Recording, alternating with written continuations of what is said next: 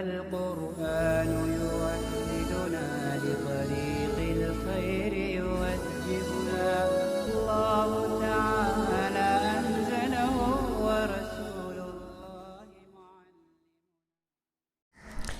بسم اللہ الرحمن الرحیم. سبق نمبر 32 اور 33 اجوف کا بیان. اجوف کو تو آپ جانتے ہیں، یہ معطل عین کا دوسرا نام ہے، اور معطل عین یا اجوف وہ اسم یا فعل ہے جس کے عین کلمے کی جگہ حرف علت ہو، جیسے قال ہے. اور اگر حرف علت واو ہے تو اسے معطل واوی کہا جاتا ہے یا اجوف واوی کہا جاتا ہے، اور اگر حرف علت یا ہے تو اسے اجوف یائی کہا جاتا ہے. تو کہہ رہے ہیں کہ فائدہ اجوف واوی ابواب ذیل سے آتا ہے، نصر عنصرو سے، جیسے قال یقول، القول بات کرنا. تو یہ اجوف واوی اس لیے کہ اس کے عین کلمے میں حرف علت واو ہے، اور باب سمیع اسموں سے بھی اجوف واوی آتا ہے، جیسے خاف یخاف، الخوف ڈرنا. تنبیہ: قلیل طور پر اجوف واوی ضرب یضرب و کرم یکرم سے آتی ہے، جیسے تاح یتیح، الطوح ہلاک کرنا باب ضرب سے، طال یطول، الطول دراز ہونا باب کرم سے. تو اکثر اس کے جو گردان ہے نصر عنصرو یا سمیع اسموں ہی سے آتے ہیں اجوف واوی کے، اور بہت کم ایسا ہوتا ہے کہ باب ضرب یضرب و کرم یکرم سے اس کے گردان آتے ہیں. فائدہ: اجوف یائی ابواب ذیل سے آتا ہے، ضرب یضرب سے جیسے باع یبیع، سمیع اسمہ سے جیسے نال ینال. البیع کے معنی آتے ہیں بیچنا، اور النیل کے معنی آتے ہیں پانا. تنبیہ: قلیل طور پر اجوف یائی نصر عنصر سے بھی آتی ہے، جیسے بعد یبود، البیود ہلاک ہونا، یہ باب نصرہ سے ہے. تنبیہ: ان میں ضرب یضرب کثیر الوقوع ہے، اس سے کم سمیع اسمہ اور سب سے کم نصر عنصر. یہ اجوف یائی کے بارے میں بیان ہونا کہ سب سے زیادہ ضرب یضرب سے آتا ہے، اور اس سے زیادہ، اس سے کم سمیع اسموں سے، اور سب سے کم جو ہے نصر عنصر سے اجوف یائی کے گردان آتے ہیں. نوٹ: اجوف کے متعدد صیغوں میں تعلیل ہوتی ہے اور اس کے لیے چند قاعدے ہیں. ان سب کا ایک جا درج کرنا موجب تطویل سمجھ کر ہر ایک گردان کے محاذ میں تعلیل لکھی گئی ہے. جس قاعدے سے تعلیل ہوئی ہے وہ قاعدہ اسی مقام پر علیحدہ درج کیا گیا ہے، جیسا کہ بیانات آئندہ کے دیکھنے سے واضح ہوگا. تو اجوف یا کہہ لیں معطل عین کے صیغوں میں تعلیلات ہوئی ہیں، اور ان تعلیلات کو صاحب کتاب نے ایک جگہ نہیں بیان فرمایا ہے، اس لیے کہ ایک جگہ بیان کرنے سے طوالت بھی ہو جائے گی اور طالب علم کو سمجھنے میں دشواری ہوگی. اس لیے انہوں نے جہاں گردانیں لکھی ہیں اور ان گردان میں کسی صیغے کے اندر تعلیل ہوئی ہے تو اس گردان کے بعد وہیں وہ تعلیل ذکر کر دیں گے. قاعدہ نمبر 8، قاعدہ قال باع.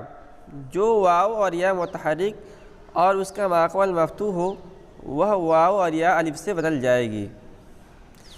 تو یہ مشہور قاعدہ ہے، آپ نے سنا ہوگا کہ قال اصل میں قوالا تھا.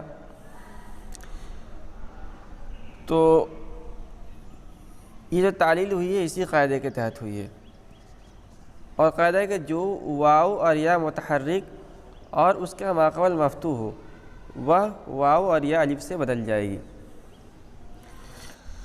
فائدہ: اس قاعدے میں شرائط ذیل کا لحاظ ضروری ہے. تو جو اوپر قاعدہ بیان کیا گیا اس میں مندرجہ ذیل شرائط کا ہونا ضروری ہے. اب اس میں کل جو ہے تقریباً 14 شرائط ہیں. یہاں اس میں سے صاحب کتاب نے تقریباً 9 کو ذکر کیا ہے. شرط نمبر 1 کہ واو یا فا کلمے میں نہ ہو، جیسے توسط تیقظہ. تو اس کا اگر مادہ نکالیں گے وسط اور یقظہ، تو یہ اس میں جو ہے واو اور یا فا کلمے میں، اگر فا کلمے میں ہو تو قاعدہ جاری نہیں ہوگا، لہذا توسط و تیقظہ کے اندر یہ قاعدہ جاری نہیں ہوگا. عین کلمہ ناقص کا بصورت ناقص کا نہ ہو. ناقص تو آپ جانتے ہی ہیں ناقص معتل لام کا دوسرا نام ہے، اگر لام کلمے میں حرف علت ہو تو اسے ناقص کہتے ہیں۔ تو توا اور اروا کے اندر جو ہے یہ قاعدہ جاری نہیں ہوگا۔ نمبر 3 ہے الف تثنیہ کے پہلے نہ ہو، جیسے دعوا رمایا۔ نمبر 4 ہے مدہ زائدہ کے پہلے نہ ہو، جیسے طویل اور غیور۔ نمبر 5 ہے یائے مشدد اور نون تاکید کے پہلے نہ ہو، جیسے علوی اور اکشین۔ نمبر 6 وہ کلمہ اس کلمہ کے ہم معنی نہ ہو جس میں تعلیل کا قاعدہ مفقود ہے، جیسے عویرہ بمعنی اعورہ، استوارہ بمعنی تجاورہ۔ ان دونوں میں واو کا ما قبل ساکن مانع تعلیل ہے۔ تو عویرہ کے اندر عویرہ کے اندر جو ہے کوئی مانع تعلیل موجود نہیں ہے، مگر عویرہ چونکہ اعورہ کے معنی میں ہے، اور اعورہ وہ کلمہ ہے کہ جس میں معنی تعلیل موجود ہے۔ نمبر 7 ہے فعلان فعلا فعلتن کے وزن پر نہ ہو، جیسے دوران گھومنا چکر لگانا، حیدہ متکبرانہ چال، وہ گدھا جو اپنا سایہ دیکھ کر بھی دیکھنے لگے، حوکتن ہائی کی جمع جلاح کو کہتے ہیں۔ یہ ہو گیا۔ اب قاعدہ نمبر 9 ہے، دیکھیے سب سے پہلے قواعد کو بیان کر رہے ہیں، پھر جب گردان دیں گے تو وہاں جو جن قواعد کے اندر جن سیغوں کے اندر تعلیلات ہوئی ہے اس کو بھی بتائیں گے۔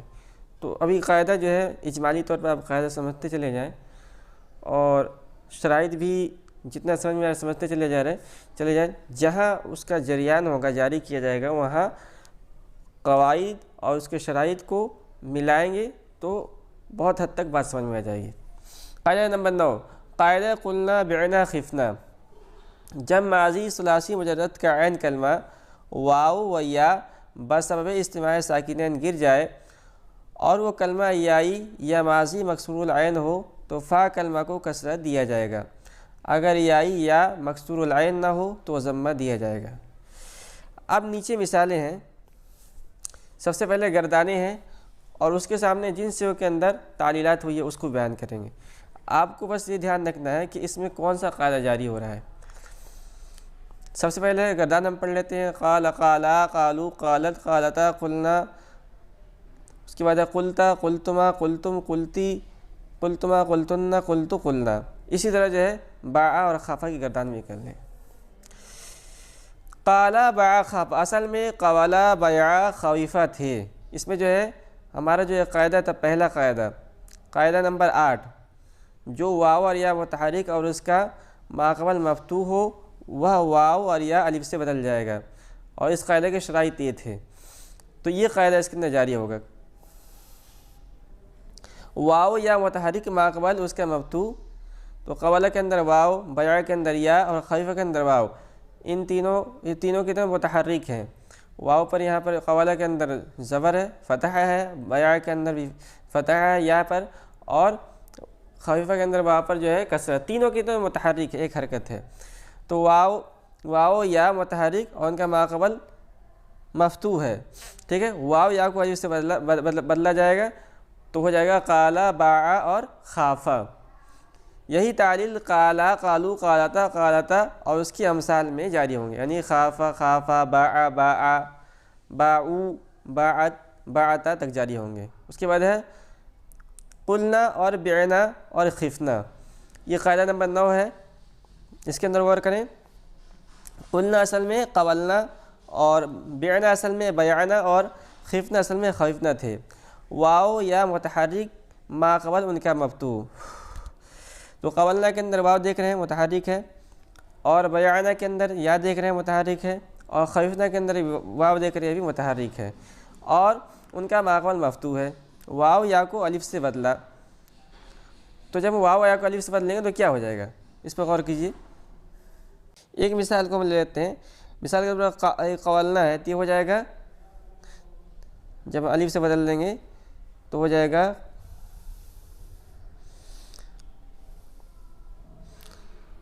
اور یہ ہو جائے گا، اور یہ جو ہے ساکین ہو جائے گا، اور لام بھی چونکہ پہلے ساکین تھا تو لام کو بھی ساکین کر دیں ہم، یہ لام بھی ساکین ہو جائے گا، یہ لام بھی ساکین ہو جائے گا۔ تو دو ساکین اکٹھے ہو گئے، ایک جو ہے الف ہو گیا جو واو سے بدل گیا، دوسرا لام تو پہلے ساکین تھا ہی، ٹھیک ہے۔ دو ساکن جمع، اس لیے الف اجتماعی ساکنین کی وجہ سے گر گیا، تو اس الف کو ہم یہاں سے گرا دیں گے۔ جب اس الف کو ہم گرائیں گے تو ہو جائے گا قلنا، قلنا ہو جائے گا۔ اس کے بعد قلنا میں فا کلمے کی فتح کو ضمہ سے بدلا، اس فتح کو ہم نے ضمے سے بدلا، کیونکہ عین کلمہ واو اور ماضی غیر مکسور العین ہے، تو اس کا جو عین کلمہ ہے واو تھا، تو اتنی بات سمجھ میں، اس کا جو ماضی ہے نا وہ غیر مکسور العین، اس کا ماضی نکالیں گے نا تو قوال نکلے گا، وہ مکسور العین نہیں ہے۔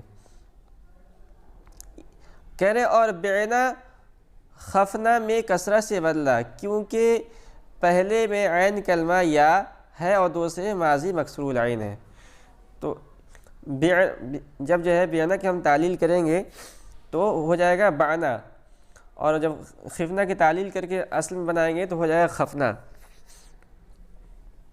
تو بعنا میں ہم کیا کریں گے، بعنا میں جو ہے پہلے میں عین کلمہ، یعنی بعنا کے اندر عین کلمہ یا سے یا ہے، اس کا عین کلمہ یا ہے، اور دوسرے میں ماضی مکسور العین ہے۔ جب جو ہے ہم خفنا کا نکالیں گے اس کا ماضی، تو اس کا ماضی نکلے گا خویفنا، تو اس میں جو ہے اس کا جو ہے ماضی ہے وہ مکسور العین ہے، اس لیے اس کے اندر جو ہے ہم کیا کریں گے، فا کلمے کو کسرے سے بدل لیں گے، تو یہ ہو جائے گا بعنا اور یہ ہو جائے گا خفنا۔ یہی تعلیل آخر تک جاری رہے گی۔ قاعدہ نمبر 10، قاعدہ قیلا بیع اور خیفہ، جو واو یا ماضی مجہول کے عین کلمے میں مکسور ہو اور ماضی معروف میں تعلیل ہو چکی ہو تو اس کا کسرہ بعد ازالہ حرکت ما قبل کو دیں گے، اگر وہ واو ہے تو یا سے بدل جائے گی اور یا ہے تو قائم رہے گی۔ یہ قاعدہ تھا۔ اب دیکھیے گردان ہے اور اس میں جو ہے اس کی تعلیل بتائیں گے۔ اجوف واوی اور یائی سے ماضی مجہول کی گردان، قیل قیلا، قیلو قیلت قیلتا، قلنا قلتا، قلتما قلتم، قلتی قلتما، قلتن قلت قلنا۔ کہہ رہے ہیں کہ قیلا ویا خیفہ، اصل میں قویلا بیع خیفہ تھا، کسرہ واو اور یا پر دشوار تھا، ماقبل کی حرکت دور کر کے ماقبل کو دیا۔ تو اس کو سمجھیے، یہ دیکھیے یہ ہے ہمارا، مثال کے طور پر ایک مثال کو لیتے ہیں، قویلا،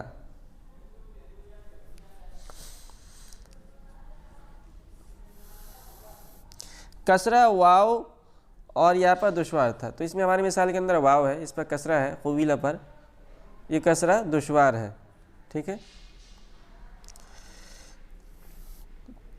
ماقبل کی حرکت دور کر کے ماقبل کو دے دیا، تو کیا کریں گے ہم، جو ہے یہ ماقبل جو ہے اس کی حرکت کو دور کر کے یہ والی حرکت یعنی کسرہ اس کو دے دیں گے،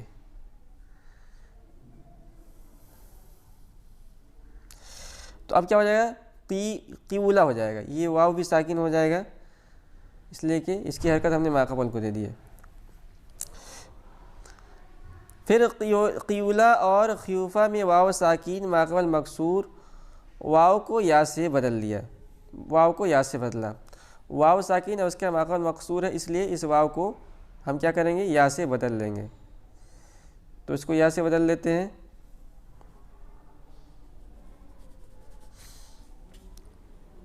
تو یہ ہو جائے گا قیلا، ٹھیک ہے۔ قاعدہ نمبر 3 کے طرف، اب یہ اپنی حالت باقی رہا۔ اسی طرح قلنا بعنا اور خفنا، اصل میں قویلنا بیعنا خفنا تھا، کسرہ واو یا پر دشوار تھا، نقل کر کے ماقبل کو دیا، واو یا اجتماع ساکن کی وجہ سے گر گئے، اب قلنا کا کسرہ ضمہ سے بدلا، بعنا خفنا کا کسرہ بحال باقی رہا۔ کہہ رہے ہیں کہ قویلا اور بوعیا، قولا اور بوعا بھی مستعمل ہے مگر ضعیف ہے، واو یا کو بلا نقل حرکت ساکن کر دیا گیا اور یا باقاعدہ موقن واو ہو گیا۔ یہ حاشیہ تھا، اور اس حاشیے کے اندر یہ بتایا گیا ہے کہ قولا اور بوا بھی استعمال ہوتا ہے مگر وہ ضعیف کا مطلب ہے کہ نادر ہے اور فصاحت کے خلاف ہے۔